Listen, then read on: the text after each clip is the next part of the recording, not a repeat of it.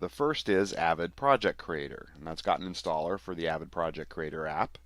You've also got the Switch FCP Apps folder, which has both Mountain Lion and Lion versions of Switch FCP Apps, and something I'm calling Finder MAM, which I'm going to show you a little bit later in this lesson. So if you want to install Avid Project Creator, simply double-click the package icon and follow the instructions in the dialogues.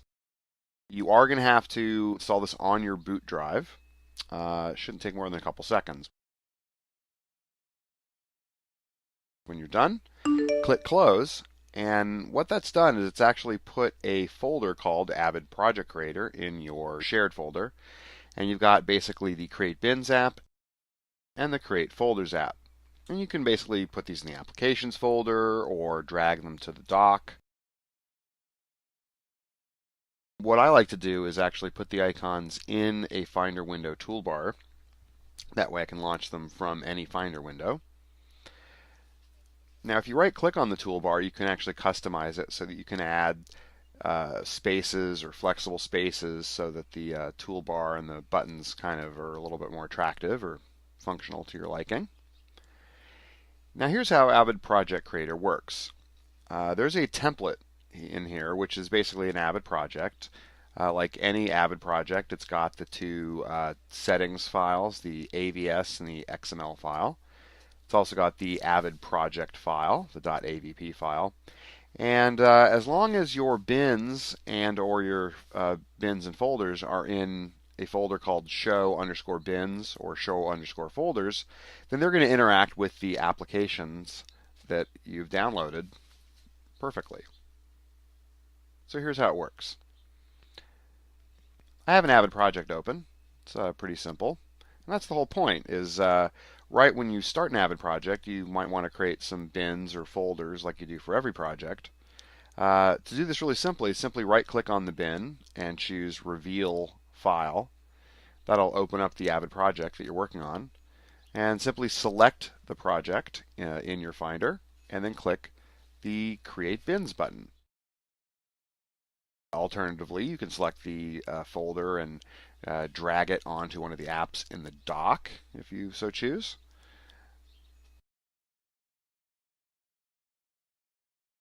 When you go back to your Avid project, you'll see that the bins have been created, in this case according to my template. Another thing you could do is if you put the icons in your Finder window, I like to just drag the folder onto the app that I want to launch. In this case, the Create Folders app has created a folder called Sequences, which has a current and older cuts bin in it, and a folder called Media, which has all my other bins in it. You can modify the template however you want according to your specifications. The only thing is that the folder needs to be called show_bins to work with the Create Bins app, and it needs to be called show_folders to work with the other app. Okay, on the Final Cut end of things, we have the Switch FCP apps. All right, now they are slightly different for Lion and Mountain Lion. I'm going to open up the Mountain Lion zip. And basically you have two applications that you can use. Use FCP 10 and use FCP 7. Just drag these two to the desktop. All right. In the applications folder, if you're going to run the Final Cut 7 applications, that they be basically stored at the root of the applications folder, and that the Final Cut 10 application should be safely inside their own folder. All right, and that's really what you want to do, because you can't really have two applications like compressor and compressor occupying the exact same space at the exact same time, and these applications really have to run at the root of the applications folder. So what my apps do basically is allow you to swap out which of the applications are quarantined and which of the applications are going to be live or active.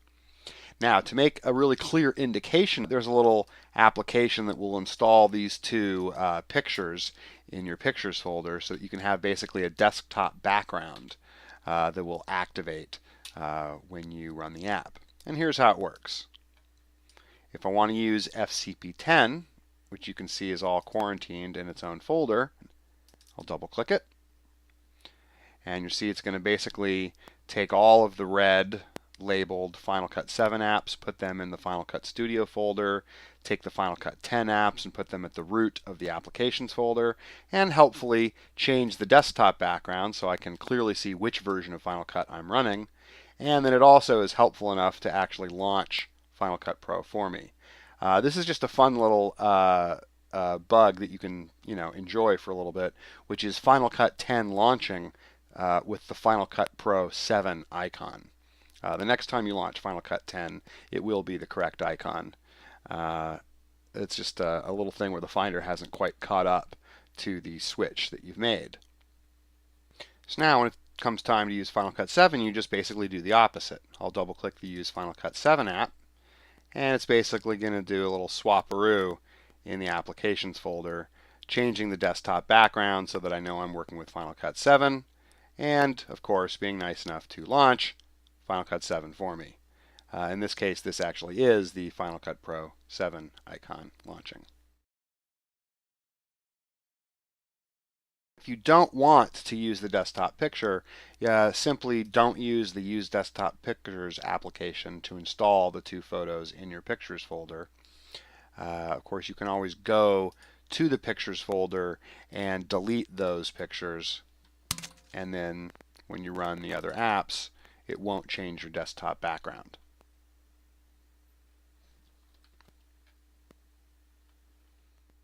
So see, now we're in the Final Cut 10 universe, and Final Cut 10 is launching, but it did not change the background. So you can run it in whichever mode you prefer. The last apps are pretty fun also. I'm just calling them Finder MAM for lack of anything better to do. And again, you can customize your actual Finder windows by just dragging these applications up to the toolbar. All right. And then I can start doing things like this. I happen to know that on my media drive, I have these outputs that I made from Resolve. You might remember from the webinar, I was able to simultaneously generate ProRes 422, ProRes proxy, and MXF files for the same assets. All right. You can see the way that Resolve names these, I have common nomenclature in the names. It's just that the extensions are different. .mxf in the case of Avid MXF, .mov in the case of Final Cut Pro. If I needed to search for these assets or gather them all together, searching by these long strings of text is not really my favorite option. All right, you may not know this, but when you do a find, you actually have the ability to map other qualities or other metadata parameters. And you might recall that we did searches for things like pixel width and pixel height. But one of the other metadata fields you can add to your search criteria are spotlight comment and label. All right, so what can I do with this?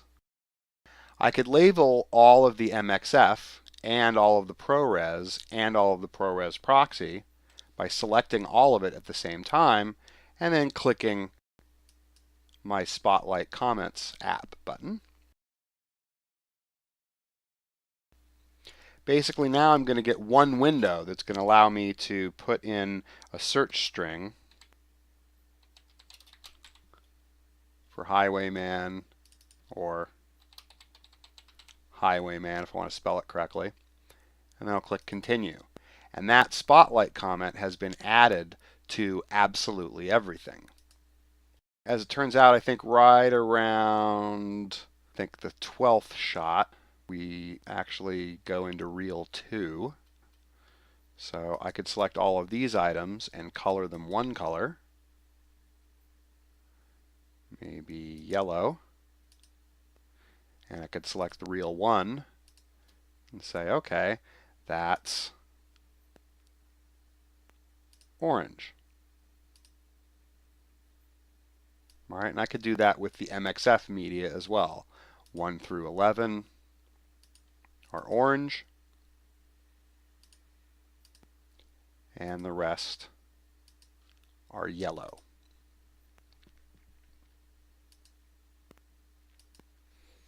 All right, that helps me distinguish things a little bit.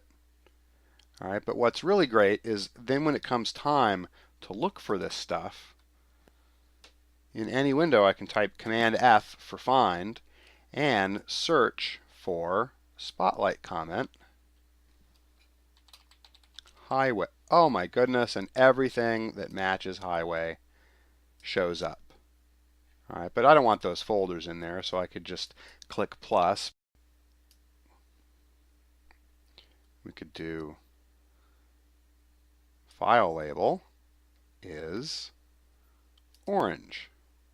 Now we only have the MXF files and MOV files from a particular reel.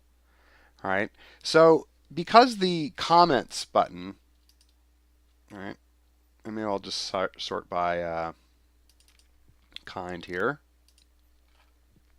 Maybe everything that is an MXF also needs to have MXF in there. So I could just type space MXF. Notice it's append to existing comments.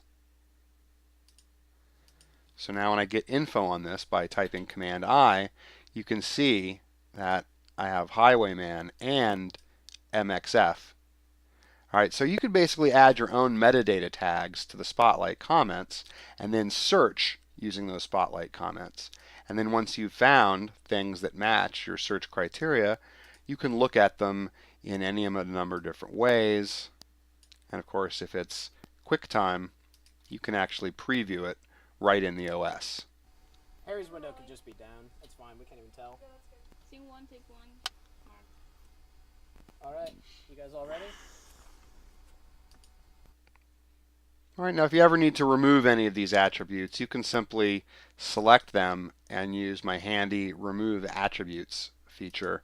That will basically remove all labeling and reset all Spotlight comments to 0. Now that those items no longer match the search criteria, notice they're disappearing from my search. Right? The yellow ones are still active though, but no longer matches things that are orange.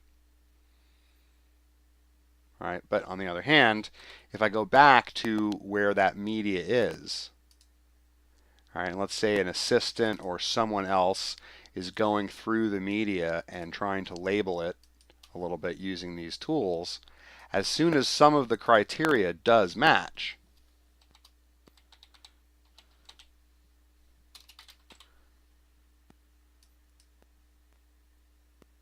notice it just shows up in the search automatically.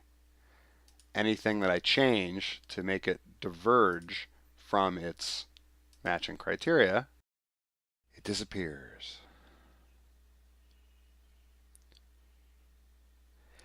You can use the normal Finder options for adding labels by right-clicking or by typing Command I. You can open up the Get Info window and type in Spotlight comments. But the problem with the Get Info window is you have to do it for each clip one at a time. Command I, Command I, Command I. That's why this app is so helpful, is because you can basically select multiple items and apply those metadata tags to all of them at once. So keep in mind, all of these are basically yours for purchasing the on-demand webinar, which I gratefully thank you for.